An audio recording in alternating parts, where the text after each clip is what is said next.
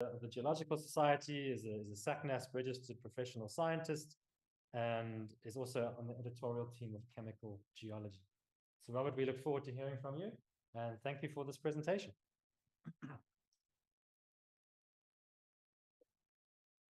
Okay, thank you, Grant, for the introduction, and welcome everybody to my talk. It's very nice to see that some people have interest in Archaean geology.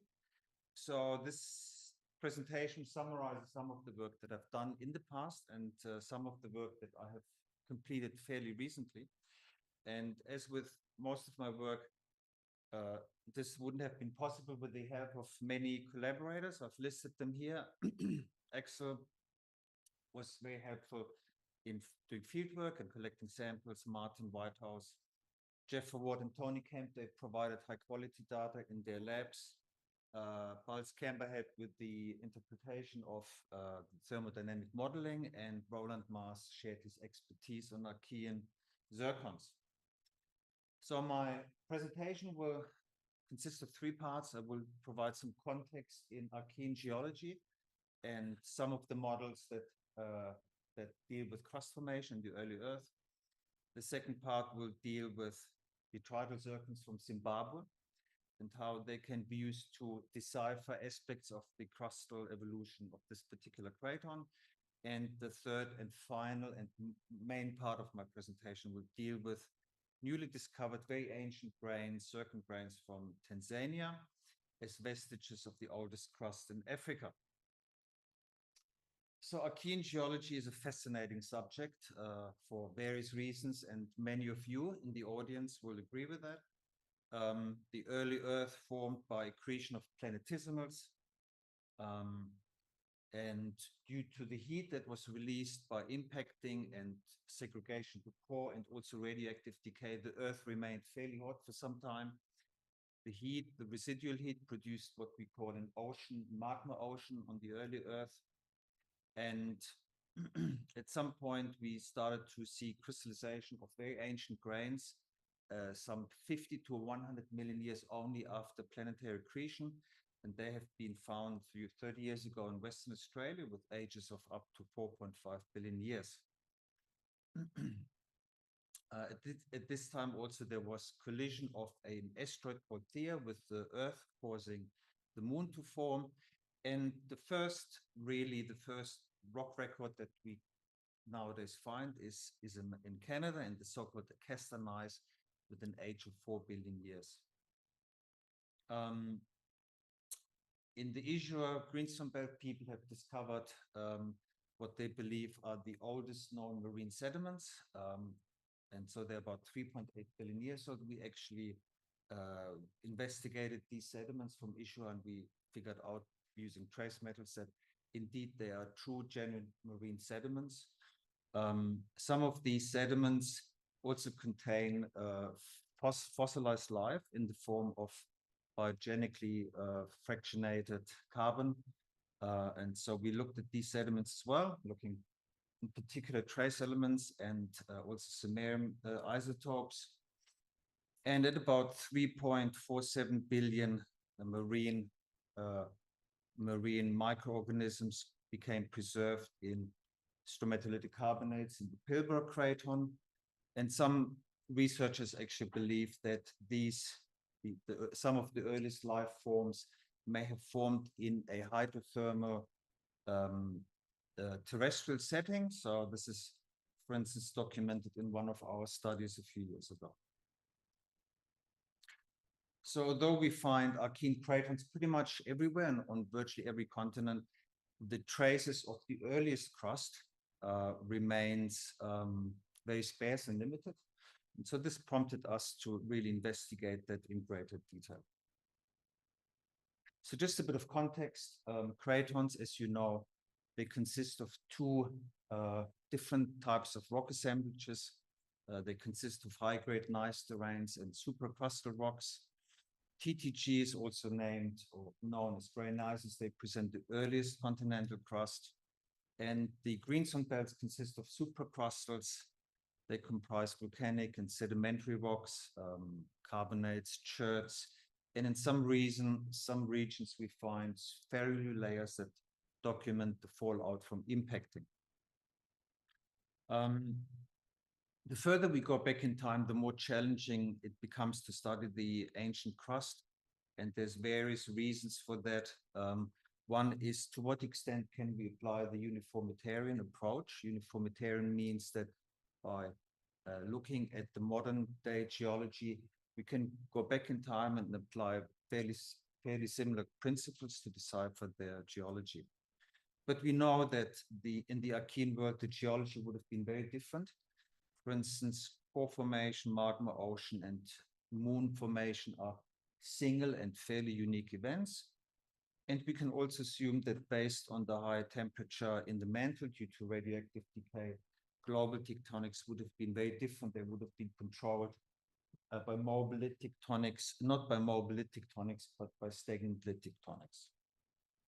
As we all know, understanding Archean geology is difficult because of the overprinting. The most ancient rock record, for instance, seen here in the Archaean Crust complex, has been disturbed over a long and complex period of time involving tectonics and intrusions and metamorphic overprinting.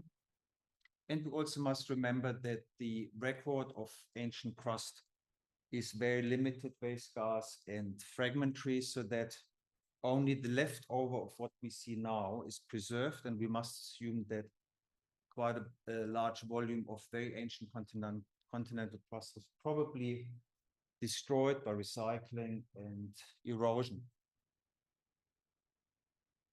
Zircons form in continental crust, and by studying zircons, we can therefore shed some lights into crust formation. And this is a sketch that summarizes some of the models that can be found in the literature. This has been summarized by Laurent et al. In Elements this year.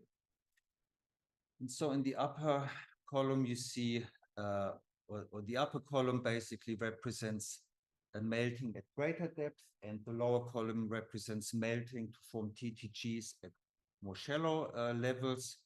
And from going from left to right, we see the so-called plate tectonics likelihood. So from left to right, the similarity to what we see in the modern world becomes less and less. So with regards to subduction, we can distinguish steep subduction and flat subduction. Flat subduction nowadays produces adiabatic melts, and these are compositionally quite similar to TTGs. Various subversions exist, namely dripduction and subcretion. Dripduction means that we have mafic crust that transforms from granulite into denser eclogites. And as these eclogitic bodies sink back into the mantle, they start to melt. Subcretion is a process whereby mafic crust is disrupted and fragmented into slivers. The slivers are then accreted, and as they get accreted and brought to greater depth, they start to melt. The last, or the third column, implies that heat and material is transferred from the mantle upwards into at the base of pre-existing thickened crust, and as heat is transferred, we start to melt, probably also because water-bearing minerals start to break down at the base of this mafic thickened crust. A slightly different model is shown here, where we have melts derived from the mantle. They ascend upwards, where they point at the base of the crust and then basically induce partial melting. So as I mentioned, the record of very ancient crust is very fragmented and very scarce. And much of the knowledge that we have about the very early crust comes from the very famous detrital zircons from the Zircon complex, Zircon craton, namely from the Jack Hills and the Mountainaria and Gneiss complexes, with ages of up to 4.4 billion years. But since their initial discovery some 30 years ago, other occurrences have been found of Hadean grains, for instance, in the Singbum craton, in the Wyoming craton, and in the Archaean Gneiss complex. And up until recently, the only known occurrence of Hadean zircons was from Tanzania, documented in a study by Kabete, who is one of the co-authors of one of the studies. And since then, various other Hadean zircons have been discovered from the Limpopo belt and also from the Barbary Greenstone belt. So this brings me now to the second part of my talk, where we looked at detrital zircons from Zimbabwe, and we used oxygen hafnium to sort of reconstruct aspects of the crust formation in this craton. So as I mentioned, much of the knowledge of ancient crust comes from the Zircon craton, and so the search for very ancient grains remains a very hot topic in Archaean geology.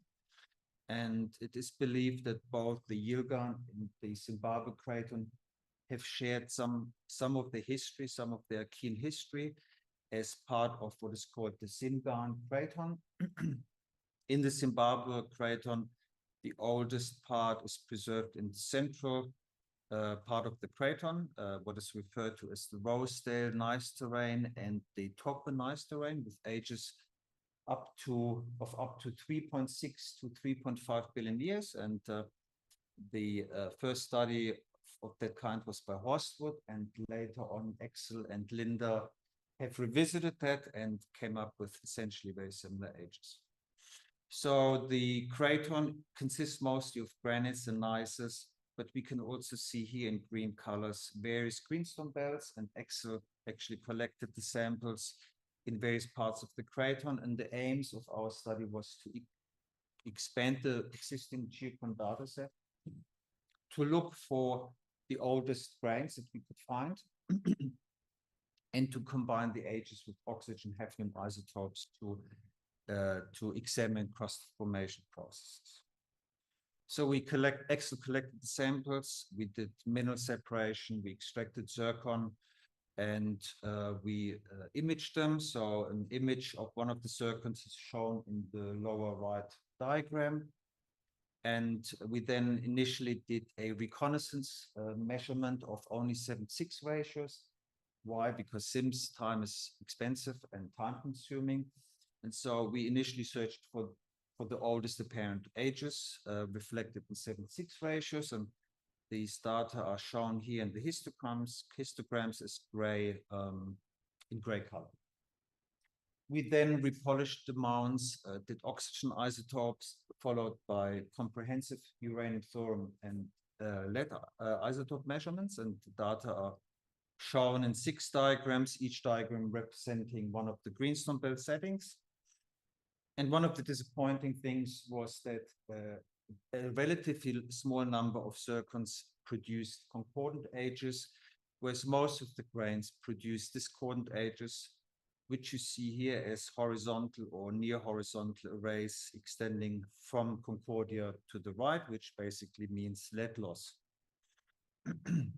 An important finding was that in one of the settings here, we discovered grains with ages of up to 3.8 billion, and that still remains the oldest known age from the craton. So the ages are shown, 7:6 ages are shown here in density probability diagrams. And what you can see here are these strange peaks, okay? And an important aspect of detrital zircon work in ancient cratons is, are the detrital zircons derived locally, or are they derived from regions outside the craton that used to be part of the craton perhaps, but are no longer present on the craton? And so several observations can help in this regard. Firstly, the sediments are relatively immature, meaning that they show very low degrees of reworking and therefore very relatively short transport distances. Also, we looked at zirconium concentrations. These were found to be relatively low, meaning that there's a relatively low volume of heavy minerals such as zircon preserved in these sediments. Finally, I did a study much earlier on neodymium and lead isotopes in some of the carbonates from some of the greenstone belts, and we found that the signature of the dissolved load from which the carbonates precipitated is in fact locally sourced. Melt extraction and reworking can be deduced from oxygen hafnium isotopes. So here in the upper diagram, you can see the oxygen values of zircon plotted against time, and the gray band reflects compositions for zircons that are believed to have formed from melts derived from the mantle. And essentially what we can see is that about half of the zircon grains have mantle type oxygen values. About the other half of the grains have elevated oxygen ratios, and this can be interpreted as reworking of ancient material that was then remelted into the source that formed the zircons. The middle diagram shows initial hafnium isotopes, and the line here, the Chur line, is the meteorite reference line. And again, we see that most of the data points plot on the line. And anything that plots on the line is believed to have been derived from a mantle that was undepleted. Hence, it plots on the meteorite reference line. You can also see that a significant number of data points plots below this reference line. And anything that plots below this line then corresponds to negative hafnium, epsilon hafnium ratios. And it is believed that this material was extracted or was formed from material that was basically either enriched mantle or maybe recycled pre-existing continental crust. If you look at the lower diagram, you can see that the hafnium isotope data are converted into epsilon hafnium, and we can see that the data points from these arrays. These arrays can be regressed, and through the regression, we can work out the lutetium-hafnium ratio of the material that hosts the zircon. And we found that the lutetium-hafnium ratios are similar to mafic crust, for instance, oceanic plateaus or morph-type basalts. We can also see, which is quite significant, that only at about 3.3 billion years ago, there are some values that plot above Chur, and that would indicate that these were males perhaps derived from depleted mantle. So how do these Zimbabwean detrital zircon data compare globally? So this is a compilation that I did back then with data that were available. We can see that the record extends only to about 4 billion years. We can see that in the early period, very few data points actually plot above this Chur line. Most data plot either near the Chur line or perhaps below. And that also includes the Zimbabwean detrital zircon data, which are shown in yellow. We can also see in the oxygen versus time diagram that, again, the vast majority of the Zimbabwean detrital zircon data plot on the mantle, in the mantle array, confirming that the males were probably derived from mantle directly. And some of the data points plot above, again, indicating that this is probably recycled material from some pre-existing crust, and that it could be either sediments or mafic oceanic material. So if the zircon age data are plotted in a density probability diagram altogether, we can see that there are peaks, age peaks at about 3.8, 3.6 to 3.5 and 3.3. So it seems that crust formation in the craton was punctuated. And we can see similar peaks in global compilation of mantle-derived melts, shown here in the upper diagram, but also when we compile zircon crystallization ages globally. And interestingly, these peaks in ages, whether it's model ages or in fact crystallization ages, coincide with periods of supercontinent formation, which is shown here as these dark bars. Another interesting feature that we noticed is that the ages we get from the Zimbabwe craton coincide with peaks of crust formation events in other cratons. So the conclusion from that was that perhaps at some point, many of these cratons formed part of a cratonic unity, and later on, parts of the supercraton started to rift apart and became dispersed around the globe. So how can we interpret the Zircon data in terms of Archaean geodynamics? Here it is helpful to remember or consider that continental crust forms through supercontinents. In supercontinents, they tend to undergo stages. And so the stages are shown here in the sketch. And the first stage of a supercontinent involves subduction and terrain accretion, shown here to the left. Subsequently, there's continental collision when, for instance, arc systems collide. This leads to thickening of the continental crust and internal partial melting, which then produces granites and so forth. And the final stage of supercontinents is extension. It's when the supercontinents start to break up again. This is usually accompanied by mafic magmatism, which then ultimately leads to the opening of an ocean. We know that the average continental crust is andesitic in composition, and this would imply that much of the continental crust was formed through subduction through time. But in the Archean, it is more likely that the continents grew vertically through plume magmatism. And another thing to remember is that different stages of supercontinent evolution have different preservation potential in the detrital Zircon record. How does that work for the Zimbabwe craton? Let's first consider subduction. So although subduction is believed to be a rather continuous process, it can undergo episodes of enhanced magnetism, which is known as flare-ups. And in the modern world, they usually last between 60 and 70 million years. And if we compare that with the Zimbabwe craton record, we would recognize that in the Zimbabwe craton, the peaks are separated by much longer periods of 150 to 200 million years, which would then suggest that subduction probably was not a dominant process. Secondly, let's look at collision. Collision means that you have over-thickened continental crust. You start to melt and form granites and granitoids. And in other words, you have some sort of reworking by partial melting. And this would not be consistent with the oxygen and hafnium isotopic record of the detrital zircons, which are mostly mantle-like. So we can sort of exclude that as well. Finally, mantle magmatism. Mantle magmatism works through plumes and through adiabatic decompression melting. And this would be more or less entirely consistent with some of the mantle oxygen hafnium data we see in the Zim crater.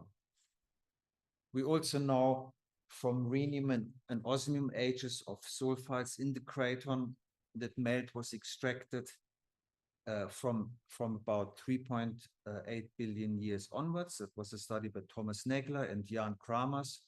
And so this would indicate that mantle started to melt from 3.8 billion years onwards, formed a refractory depleted subcontinental lithospheric mantle, and which would then be the complementary reservoir to the continental crust that we nowadays see preserved on the craton. So I've mentioned reworking of mafic crust a few times, and this is indeed a process that is certainly very able to produce ancient continental crust. So many of the models for TTG formation predict that water is needed. We know that from thermodynamic models, but also from experimental work using natural samples. So there's certainly some water required to form TTGs, and this water can be either introduced or provided through subduction of hydrated oceanic crust. And alternatively, we can envisage that on the ancient Earth, there was volcanic eruptions happening underwater, and due to these volcanic eruptions, oceanic mafic crust would have become hydrated. Alternatively, vessels would have been exposed to the atmosphere, which back then was steamy and rich in water and CO2. And so both of these settings could account for the fact that the basalts would have become hydrated. With continued volcanic activity, progressively these volcanic units would have been buried under newly forming volcanic rocks, and with increasing thickness, burial would have continued, and at some point, given higher or more steeper geothermal gradients, these hydrated mafic layers would have started to dehydrate, and metamorphic minerals would have started to decompose, and the water released from this hydrated mafic oceanic crust could have triggered partial melting. This is certainly a process that could work for the Israel greenstone belt. So this is something we developed a few years ago, but it would certainly also explain the non-mantle oxygen magmatic signature of the detrital zircons in Zimbabwe. So what are the take-home messages? Just take a sip of water. So what are the take-home messages from the Zimbabwe Craton study? Looking at detrital zircons, which were sampled from various greenstone belts, we were able to produce ages from about 3.1 to up to 3.8 billion years ago. These zircon data were used to reconstruct process of early crust formation and reworking. The oldest age we obtained is 3.8, still remains the oldest age from this craton. And it's puzzling because everything that has been looked at so far only produces ages of up to 3.6. So the question remains, where is this hidden very ancient crust? Oxygen isotopes are mostly mantle range, and there's some oxygen data that are supramantle, so heavier than the mantle range. This could be interpreted as recycling of surface-derived material, for instance, sediments, but it could also mean remelting of hydrated mafic crust. Epsilon hafnium values are mostly chondritic, and we see no evidence for a depleted mantle up until about 3.3 billion years ago. Epsilon hafnium age arrays can be used to deduce the lutetium-hafnium ratios, and they are consistent with reworking of mafic crust. The crust formation was largely juvenile, meaning that the melts would derive directly from the mantle. And we know from the rhenium osmium age data that the subcontinental lithospheric mantle started to form at about 3.8 billion, which interestingly coincides exactly with the oldest ages that we get from the zircon. And that would indicate that formation of the continental crust and formation of the depleted subcontinental lithospheric mantle represent a coupled process. Okay, so this leads me now to the third and final part of the talk. And here I will show you how we can use rare earth elements in zircon to infer parental males and to evaluate redox conditions. I will show you how we can use the titanium and zircon thermometer to work out crystallization ages and what they mean. Again, I will be showing oxygen hafnium isotope data to define or fingerprint the mantle source, mantle versus crustal source characteristics. And finally, the data will be combined into a holistic model, which I believe is fairly novel. Okay, so this is a map of the Tanzania craton. There's not much research that has been done on this craton. We can see in the inset map the outline of the craton. In the northwest and southeast, the craton is bound by mobile belts, and the craton consists of a fairly large number of super terrains and other larger scale stratigraphic units. And in pink, you can see the so-called Dodoma gneiss terrain, and indicated by the rectangle is our study area. So zooming in into the study area, we see granites and gneisses surrounding this Mafulungu metamorphic greenstone belt. And in the northern part of this belt, is exposed a quartzite unit, and this quartzite unit was sampled by us in the hope to find the most ancient zircons on this craton. So this is just to give you an impression of the field area. So these are the Simbu Guru Hills where the quartzite occurs.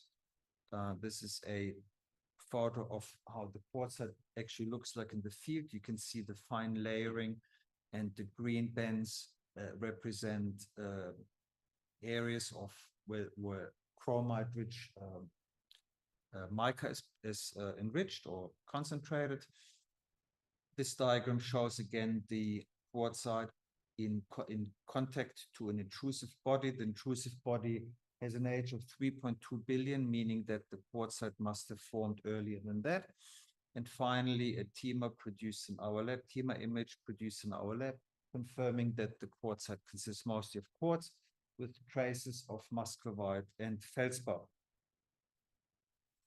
So again, after collecting samples in the field, we did routine mineral separation. In fact, we did that in Tanzania. And Axel and me, we actually panned for a couple of days to get the heavy minerals out. And then the minerals were imaged using CL and backscattered, and an example is shown here. In fact, this is the oldest grain we could find, and you can see the ages range from all the way from 4 billion to 4.013 million. So pretty old stuff. You can also see that the zircons preserve this faint, fine layering, which is referred to as oscillatory layering. And this is often seen as an indicator that the zircon is magmatic in origin. In different colors, you see the ages. In white, in red, you see the oxygen values, and in green, you see the epsilon hafnium values. So we try to extract as many grains from the quartzite. We sampled 3 quartzites in total. We tried to extract as many grains as possible, and the aim was to find the oldest grains. Again, we did a reconnaissance measurement with Martin Whitehouse, just looking at 7:6 ratios to give us clues to the oldest minerals. Subsequently, oxygen was done, then the comprehensive uranium-thorium lead measurement, and finally hafnium in Jeff Ward's lab. And what you see here on the left-hand side is a Concordia diagram showing all data.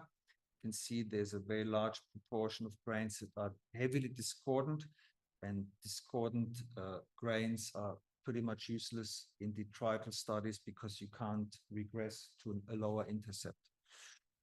On the right-hand side is a detailed view of this Concordia diagram with just showing the concordant grains, and you can see that the ages go from 3.6 all the way to above 4 billion years old.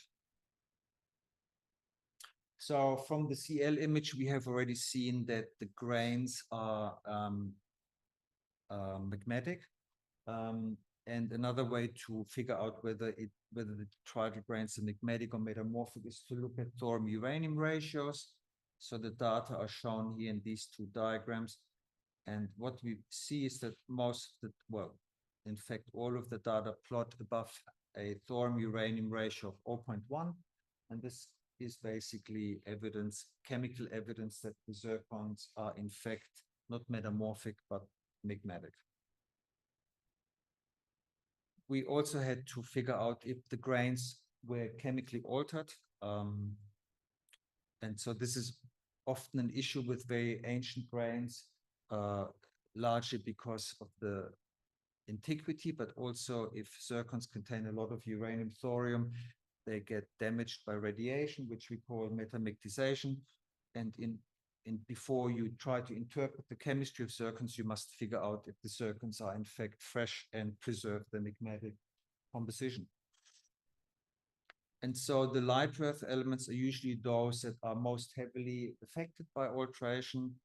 They usually get enriched in zircon. And one way to examine this behavior is using what is called the light earth element index. This is a tool developed by Elizabeth Bell, and she applied that to the Hadean zircons from Western Australia. And essentially, it was found that if the light earth element index is below 30, the zircons are then considered to be unaltered. To be altered, sorry. So here you can see that the grains we looked at mostly have a light earth element index above 30, which means that the zircons are most likely fairly unaltered. I also produced these plots where I plot the index against other parameters such as discordance and F206 lead, which is unsupported radiogenic lead.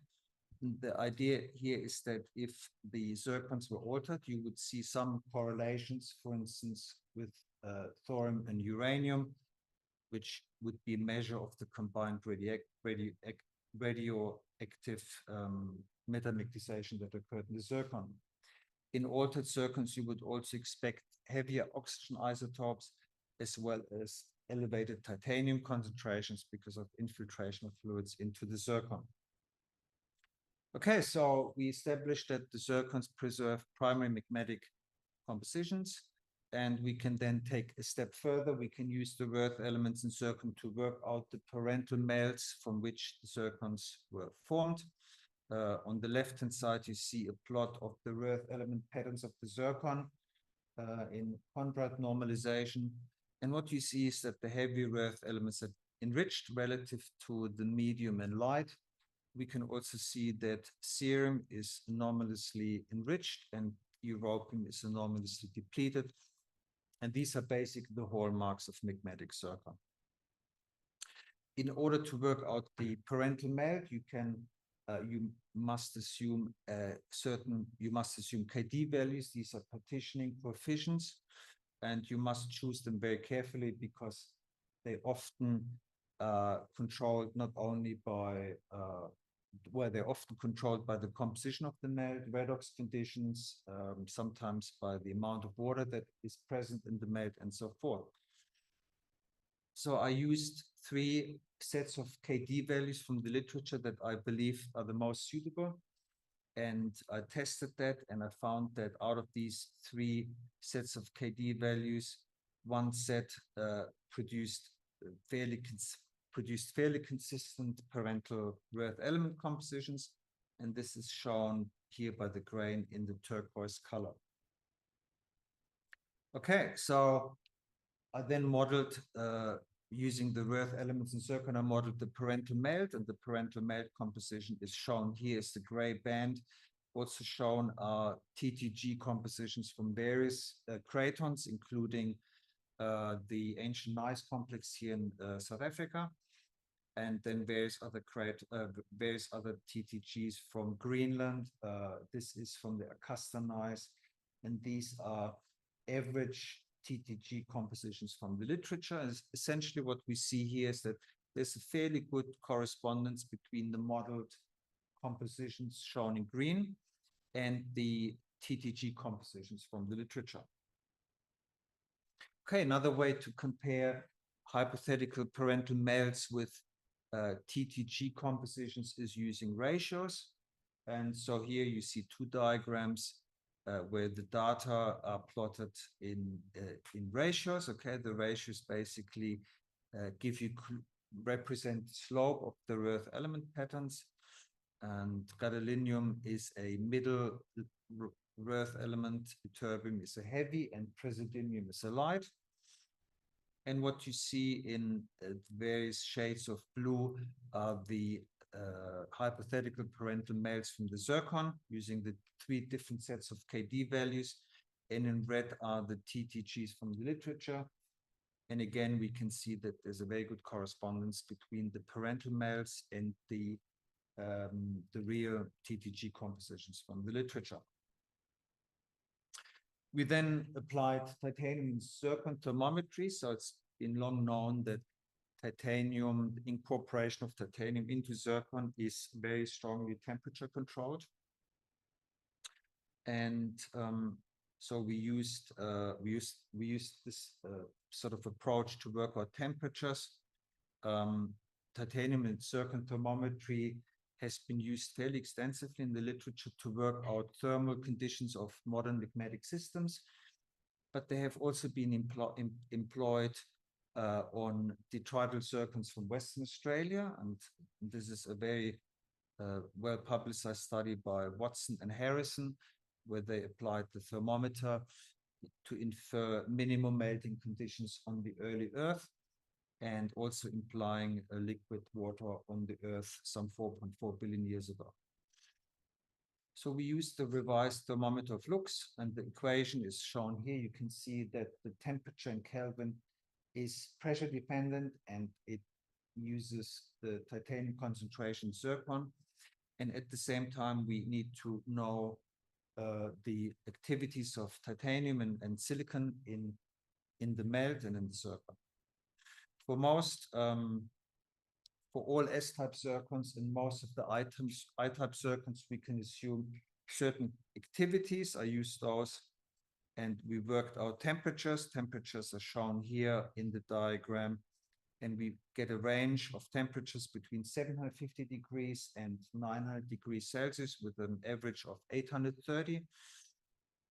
I also applied the thermometer of Perry and Watson, and the temperatures I get here are much lower. They're about 100 degrees lower, and that's significant because this thermometer of Perry and Watson is very similar to the thermometer of Watson and Harrison, and it gives substantially lower temperatures. So the key message here is that you need to really apply the right thermometer, and you need to have a very good handle on the activities before you infer things like minimum melting conditions on the early Earth. There's various other interesting observations that can be done. So I mentioned the paper by Watson-Harrison. An important other observation is that when comparing Hadean detrital zircons in terms of the temperature, or when comparing Hadean zircons against modern rocks, it's perhaps more useful to use titanium concentrations instead of temperatures, simply because activities are often not well constrained. In this compilation of titanium concentrations, we can see as an orange rectangle the data for the Tanzanian detrital zircons. And we can also see titanium concentrations for a wide range of rock types, including felsic rocks and mafic rocks, including various TTGs, continental arcs, various types of mantle, as well as group 1 and group 2. So these are the detrital zircons from Barberton. And essentially what we see is an overlap. So the titanium as a diagnostic tool to infer a geodynamic setting is therefore not very valid. The most important observation for our study was that the activities we used and the temperatures that we inferred correspond very well to thermodynamic models. For instance, when compared to the study of Kirkland et al. Very briefly, redox conditions. As I mentioned, the Wirth elements are fairly useful. They are usually trivalent, with the exception of cerium and europium. They are tetravalent and divalent. And so in other words, they're redox sensitive. Uranium is another redox sensitive element. And so all of these three elements can be measured in zircon, and then they can then be used to work out the redox conditions of the melt from which the zircon crystallized. Why is the redox important? Can be used to work out or to look at magmatic outgassing on the early Earth, and to understand volatile cycling into the hydrosphere and atmosphere.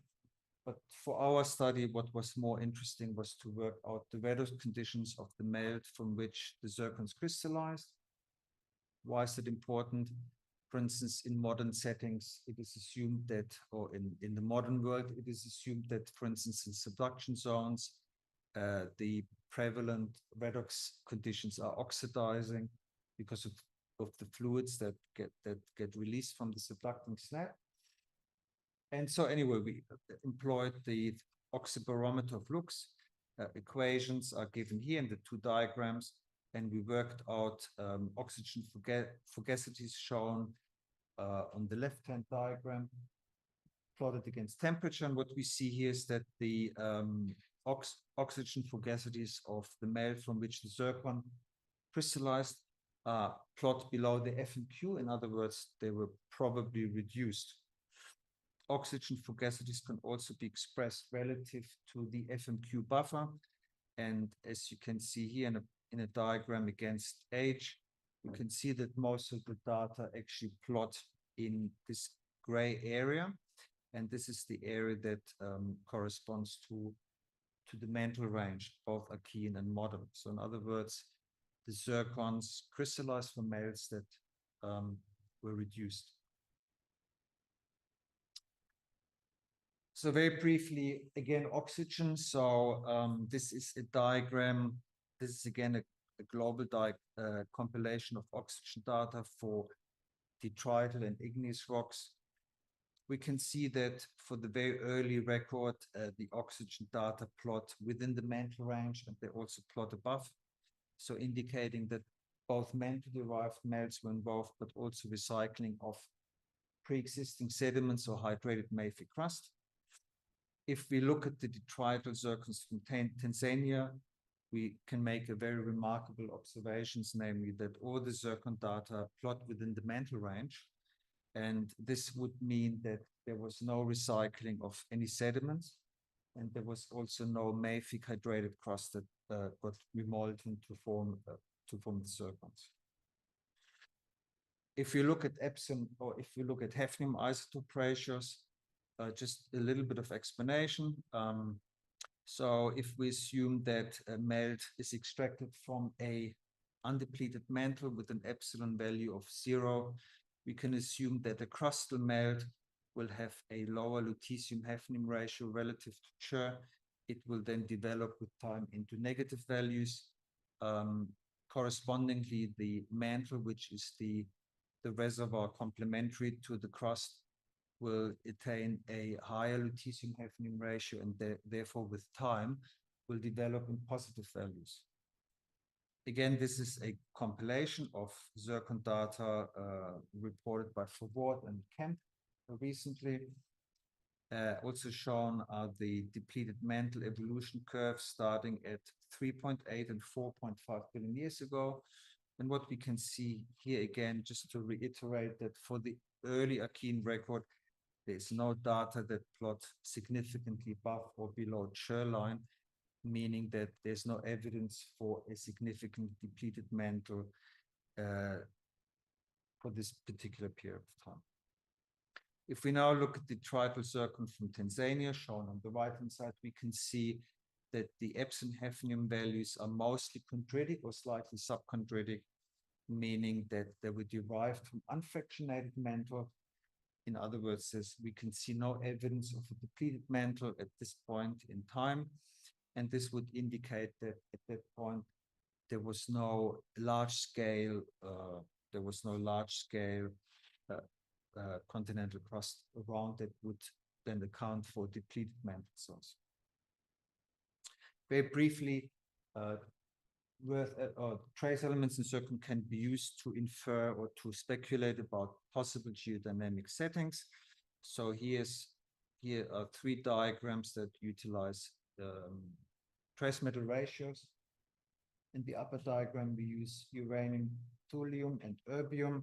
This kind of diagram can potentially distinguish between a continental setting and an oceanic setting. So very clearly, we can see here that the zircon may have formed in a continental setting. Looking at the lower diagram, we can see that the data plot mostly in the field defined by Iceland and Hawaii. So this is sort of oceanic plume time settings. And finally, we can see in this diagram that the data have some affinity to Iceland, again, an oceanic plume setting, and perhaps a continental arc setting.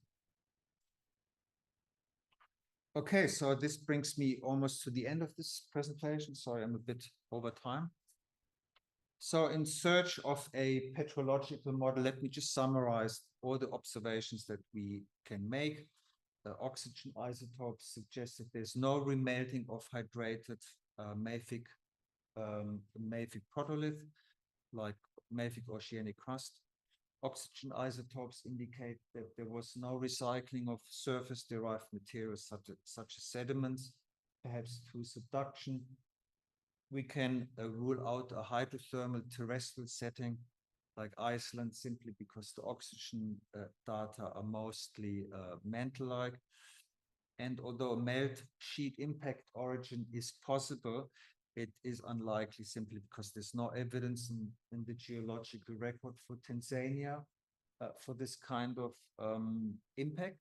And also a melt origin would sort of be difficult to be reconciled with the longevity of the Zircon record.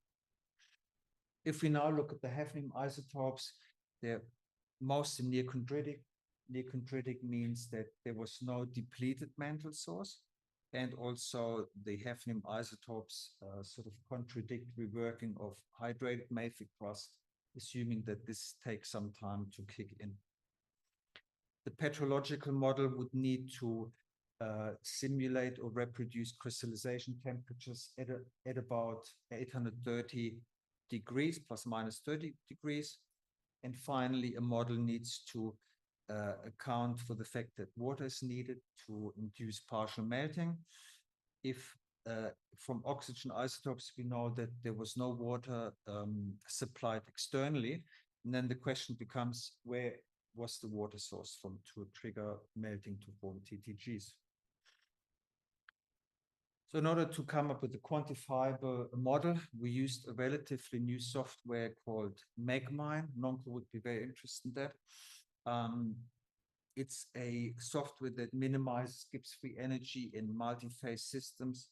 It's based on internally consistent thermodynamic data sets, and it covers a wide range of compositional types, for instance, alkaline systems. Very conveniently predicts the properties of the rocks, predicts seismic velocities, melt contents, redox conditions, and temperatures. So how did we do the modeling? The main aim was to generate a melt that would be zircon saturated with sufficiently high water so that the crystallization temperature would be depressed to about 830 degrees without introducing water externally, which is a requirement from the oxygen isotopes. We used an incoming mafic melt to let it react with a pre-existing resident lower crust. Essentially, this is an AFC type process. The melt would react with the solid that is referred to hybridization. We modeled that at pressures of between 10 and 15 kilobars in step of 1 kilobar, which we then assumed to be the top of the Mohawk. As an incoming mafic melt, we assumed a modern-day intraplate basalt with a water content of 0.5%, and hybridization was assumed to take place at a ratio of 50 to 50 solid to incoming melt. And subsequently, several batches of the newly reacting melt were extracted at various pressures. So this is the summary of the modeling in a way. So we can see the compositions of the partial melts modeled for a pressure range from 10 to 50 kilobars are plotted in this QAP diagram. In black are the melt compositions. We can see that they define a trend from monzodiorite to quartz monzodiorite to granodiorite. And we then subsequently used the melt produced at 13 kilobars to let it crystallize and to then form a final product, which turned out to be a granodiorite. In order to test our model, we had to, in order to test our model, we worked out zircon saturation temperatures for the various melts. We used 5 different zirconium concentrations from 50 to 250, which is representative of TTGs. And we then modeled the saturation temperatures as a function of pressure for the various concentrations. And what we see here is that only at pressures of above 13 kilobars were we able to reproduce the crystallization temperatures that we know from titanium and zircon, which is indicated by this gray band. So this is the sort of crystallization product. So we used a parental melt that was formed at 13 kilobars. We then let it crystallize at 3 kilobars, assuming shallow emplacement of about 10 kilometers. And what you see here in different colors are the different phases. In turquoise is liquid, and going from right to left, we start with a temperature at which the system is liquid. And at liquidus temperature, which is 951 degrees, we start to crystallize the first phases. At the temperature which is predicted from titanium and zircon at 835, which is here. No, hang on, which is 835, which is here. We crystallize an assemblage of 9% plagioclase, 5% OPX, 4% amphibole, and traces of other minerals. The fact that we crystallize rutile and ilmenite indicates titanium saturation, which confirms that that zircon crystallized. And finally, at solidus, which is reached at 658 degrees, we crystallize quartz, plagioclase, ilmenite, biotite, and amphibole, which is essentially a biotite granodiorite. So this is a sketch that in this very simplistic way summarizes our model. On the left-hand side is a modern setting with thinner crust. On the right-hand side is a model for the Archean world where the continental crust is much thicker.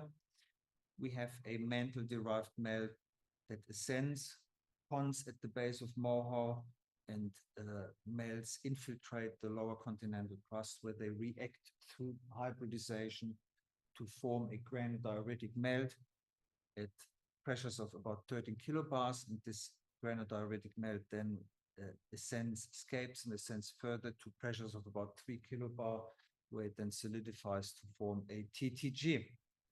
An important thing here is that this model is not unique to any particular geodynamic environment, but considering the thickness of the crust that is required, a intraplate setting would probably make most sense. So let me just summarize and then we're done. So the tridal zircons from Tanzania give ages from 3.6 all the way to 4 billion. This is pretty much among the oldest material that is known in Africa. From CL imagery and also from rare earth elements, we can infer that it's a magmatic zircon. It has preserved its primary composition. Using KD values, we can model the parental melt, which is a TTG-like melt. Titanium and zircon thermometer gives us temperatures of 830 degrees, which means that many of the thermometers that have been used in the past probably need revision. Temperatures and trace elements alone are a bit ambiguous to infer geodynamic settings. Oxygen fugacities are reduced and therefore imply mantle origin. Oxygen isotopes are mantle-like, and Epson Hafning values are chondritic. So in other words, there was no hydrated mafic source as material as a source. There was also no hydrothermal activity such as seen in Iceland. So we come up with a novel model which implies underplating and injection of mafic mantle-derived melts. Through hybridization, they form a TTG-like melt, probably in an intraplate crustal setting. Thank you very much.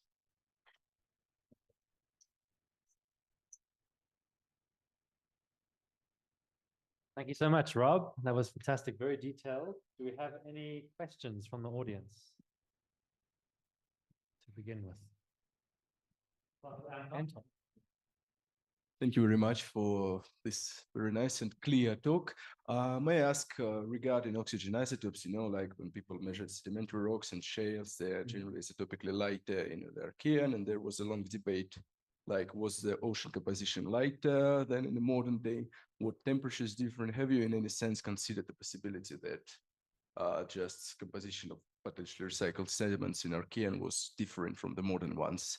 And maybe this is just suggestion from a person who doesn't have expertise in Archean rocks. Maybe your mental like zircons are just, how to say, altered, like bare signature of some crust recycled, but the crust is different from the modern crust.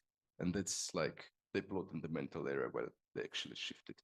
So Just- is your question asks whether the oxygen isotopes in zircon are a reliable fingerprint of mantle versus crustal, is it? No, I just say you mentioned that you think, if I got it, that there wasn't significant participation of crustal material information in zircons because they have mantle-like values. Just as a wild guess, would it be possible that crustal composition at the time was different, and for this reason, like recycled crust would give different zircon composition compared to what you expect for, say, 70 million years old? Yes. Difficult question to answer. I think we take the uniformitarian approach. So we look at modern day zircons. We can see that modern day zircons, if they form in the mantle, they have a mantle-like oxygen isotope composition. We know that, for instance, from zircons and kimberlites, they form in the mantle, they have this particular type of oxygen isotopic signature. People have studied hydrothermal systems where rocks form that precipitate zircon in hydrothermal systems at high temperatures in cold climates. You get zircon isotope compositions that are below the mantle range, and in pretty much anything that was exposed at the surface, for instance, sediments or granites that then form by remelting of the sediments, they basically inherit this heavy oxygen isotopic composition. So this is the framework in which we operate, and to what extent the Archean material was different, it's a tough question, I wouldn't know. But one thing to perhaps look at that is using triple oxygen isotopes. Maybe that's one way to infer it. One thing that I didn't mention that oxygen isotopes are extremely sensitive to so there's a few studies that came up in recent years that looked at silicon-29, and the silicon-29 in zircon was compared to oxygen, and it was found that the oxygen is not always a clear and reliable fingerprint of mantle versus non-mantle. Thank you very much. Thanks, Anton. Lou, I see your hands up. You should be able to unmute yourself and you can speak. Yes, I have it. Thank you. Oh, Robert, very nice talk. I congratulate you on your very articulate speaking style. I like the way you talk. So I don't have a lot of complaints about this issue. Of course, I'm not a guy who studies the most ancient zircons, but if I understand you right, what you're saying is that you have these zircons and you can use all kinds of indicators that show that they come from TTG rocks. That seems robust to me. And then you have some idea that to produce these, you want to have a mantle-derived melt that in some way interacts with continental crust, and you produce some kind of hybrid that then produces the TTGs. And in your way of thinking, you'd like to have the mantle-derived material coming up as plumes. But what my question is, summarize, please, what indicators you have determined for these zircons that eliminate subduction as a possibility. As far as I could tell, and I was trying to to ask myself that question in your various diagrams. Yes. And it seemed to me that the main objection to subduction is a low oxygen fugacity. Is that the case, or is there other indicators that argues against subduction? Okay, so thanks first of all for your compliment. Yes, you basically summarized many of the things from my talk fairly accurately. So I think the main observations that would argue against subduction is firstly, the oxygen is mantle-like. If you have subduction, you basically transport sediments or material from the surface back into the mantle. As you release fluids, this material would then carry a mantle-derived signature, which would be a heavy oxygen. We don't see that in any of the detrital zircon data, which essentially are mantle-like. Secondly, if you look at the redox conditions that can be worked out from the rare earth elements in the zircon, they're more or less entirely reduced. That again would argue against subduction, because in the modern world, subduction zones are assumed to be oxidized. Why oxidized? You have the fluids from the oceanic slab. Oceanic slab gets subducted. The fluids are released. They carry a heavy oxygen, which goes into the mantle and then starts melting the mantle to form the arc rock. So essentially, it's the redox, the mantle-like redox, and the mantle-like oxygen that would indicate that there was no subduction involved in the Tanzania craton 4 billion years ago. Okay, thanks, Robert. I understand your position now. I'm not sure I agree with it. In general, I don't think that data are compelling against subduction, but I hear your arguments and I find them to be interesting.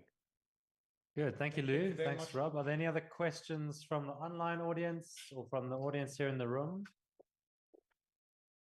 I've just got a quick one, Robert, maybe follows on a little bit from Lou's question. That is about the AFC modeling you did and the linkages to the lower crust at that time in Earth's history. It seemed like you were modeling based on a modern day lower crustal composition, but I wonder if we have good constraints on what the composition of the contaminating or hybridizing lower crust were at 4 billion or 3.8 billion years ago, and whether we might consider it to be different to what it is today, and how that would influence and change the modeling. Good. So that's actually a very good question, because essentially the model, the reason why we came up with this model is the zircon is mantle-like in terms of its oxygen isotopes. The zircons indicate reduced conditions, and the epsilon hafnium is mantle-like, like chondritic. And so if you combine all of that, so I looked at the various types of models that were in the literature, and none of the models would actually entirely satisfy the data that we see in the zircon. So I thought pretty hard what it could mean, and so I was fairly confident to rule out subduction. I was fairly confident to rule out remelting of hydrated mafic crust. And so then you more or less run out of models. And one way to produce the data is to assume that you have mantle-like melt. It enters the lower crust, and then it starts to hybridize. This is the framework, but the bottom line is your question is spot on, because the model actually assumes a pre-existing crust. I think that's the main thing. So we produce a crust to satisfy the observations, but we do that by assuming that there is already continental crust present. And so that's a very good point. So it's a chicken, egg, and egg chicken type of scenario. And so I don't have a satisfactory explanation for that, or a really good answer. Can't, but it's a very good question. So I also just wanted to, there's one other question I think from someone in the audience, that we can answer this one quickly. Rob, have you tried to model the effect of hornblende fractionation or plage accumulation to explain the chemical diversity of these TTGs? TTGs, yeah. No, we haven't. So we haven't spent too much time on modeling. All we try to do is we try to model ML and TPG like consistently we managed to do. We assumed reasonable pressures and temperatures. We made sure that the temperatures and gases we would get from the models would agree with what we see in Zircons, but we haven't explored any other detailed aspects of this model in any other detail other than produce a TPG to have a mental-like net with mental-like net. Great. Thanks well, for the question. Yeah, great. Well, yeah, one last one from Ben to conclude, and then So maybe just a quick question because I'm curious. The detrital ages you have in the Zimbabwe craton of 3.8, I think the oldest age in the 3.6 was the oldest age in the basement. Are you or is anyone looking for the possible source of those older zircons? And if you were looking or plan to look, where would you look for them on the craton? Yes, so that is also a very good question. What's the mic? Where did I put the mic? Oh, here. Okay. So that's also a very good question, Ben. Back then, so Axel collected these samples as part of his PhD, I think. So maybe 20 years ago. And so back then, you know, everybody was searching for Hadean grains, and very little was known about the syncraton. So it was known that the central part of the syncraton is anywhere between 3.5 and 3.6 billion years old. And so our idea was to sample systematically throughout the craton in various greenstone belts, and we targeted sediments that were most promising. So clastic sediments and also quartzites. And we were hoping to find the oldest grains, perhaps Hadean grains, which we failed to do, but we found these strange 3.8 billion year old grains. So subsequently, I think Axel went back with Alfred Kroner and he teamed up with Linda, I think, as well, and they again tried to do more dating work on the craton, again in the hope of finding yet older grains, but they didn't. So the oldest zircons they have found and they published a few years ago are again only 3.6. So the question remains, where is the material that from which the zircons were sourced to produce a 3.8 year old ages? So I don't know. It's probably a good reason to keep searching on the syncraton. Okay, so it's a vast area, and maybe one day somebody will find it. So definitely possible. Of course, it's possible that the zircons were actually sourced externally from outside the crater. Okay, so I remember one of the reviewers of our paper criticized that, and he said, "How do you know that these very old grains actually come from the crater and didn't come from somewhere else?" So what's the age of the rock? Oh, I can't remember.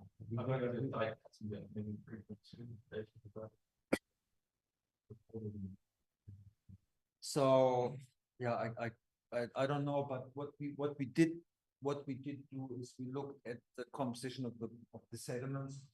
As I said, they have very little zircon, meaning that there's very little heavy metals. Okay, so if you have, for instance, sediments that were transported over, in other words, from outside the crater, you will see that in the zirconium concentrations, sediments are relatively immature, and also from the carbonates that are associated with the plastic sediments, we know that it's a isotopic signature that is entirely consistent with the syncraton.